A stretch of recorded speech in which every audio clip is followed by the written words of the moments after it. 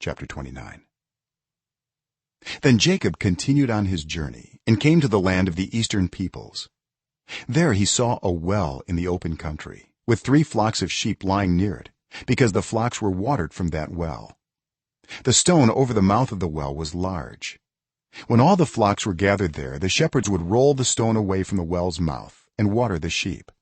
Then they would return the stone to its place over the mouth of the well. Jacob asked the shepherds, "My brothers, where are you from?" "We're from Harran," they replied. He said to them, "Do you know Laban, Nahor's grandson?" "Yes, we know him," they answered. Then Jacob asked them, "Is he well?" "Yes, he is," they said. "And here comes his daughter Rachel with the sheep." "Look," he said, "the sun is still high. It is not time for the flocks to be gathered.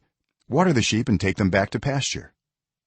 "We can't," they replied, "until all the flocks are gathered and the stone has been rolled away from the mouth of the well.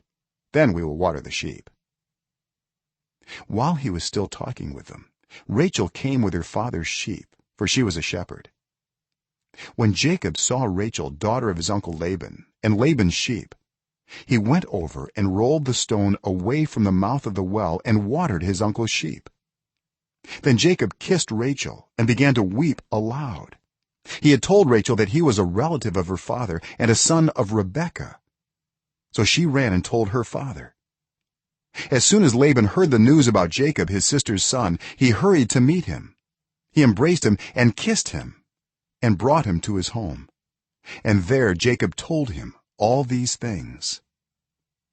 Then Laban said to him, "You are my own flesh and blood." After Jacob had stayed with him for a whole month, Laban said to him, "Just because you're a relative of mine, should you work for me for nothing? Tell me what your wages should be." Now Laban had 2 daughters. The name of the older was Leah, and the name of the younger was Rachel. Leah had weak eyes, but Rachel had a lovely figure and was beautiful. Jacob was in love with Rachel and said, "I'll work for you 7 years in return for your younger daughter Rachel." Laban said, "It's better that I give her to you than to some other man. Stay here with me." So Jacob served 7 years to get Rachel, but they seemed like only a few days to him because of his love for her.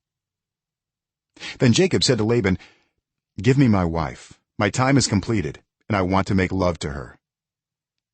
So Laban brought together all the people of the place and gave a feast.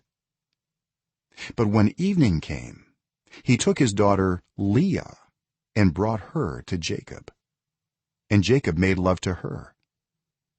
And Laban gave his servant Zilpah to his daughter as her attendant.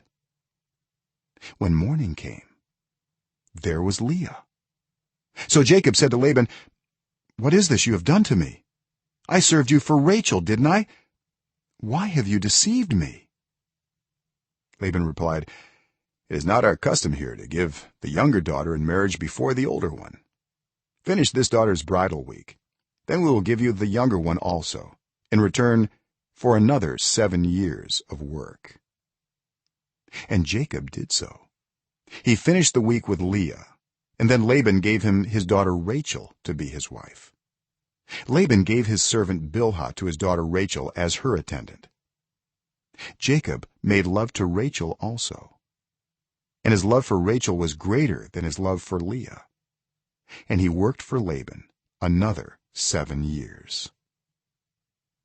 When the Lord saw that Leah was not loved, he enabled her to conceive, but Rachel remained childless. Leah became pregnant and gave birth to a son. She named him Reuben, for she said, "It is because the Lord has seen my misery. Surely my husband will love me now." She conceived again, and when she gave birth to a son, she said, "Because the Lord heard that I am not loved, he gave me this one too." So she named him Simeon. Again she conceived, and when she gave birth to a son, she said, "Now at last my husband will become attached to me, because I have borne him 3 sons." So he was named Levi. She conceived again, and when she gave birth to a son, she said, "This time I will praise the Lord." So she named him Judah. Then she stopped having children.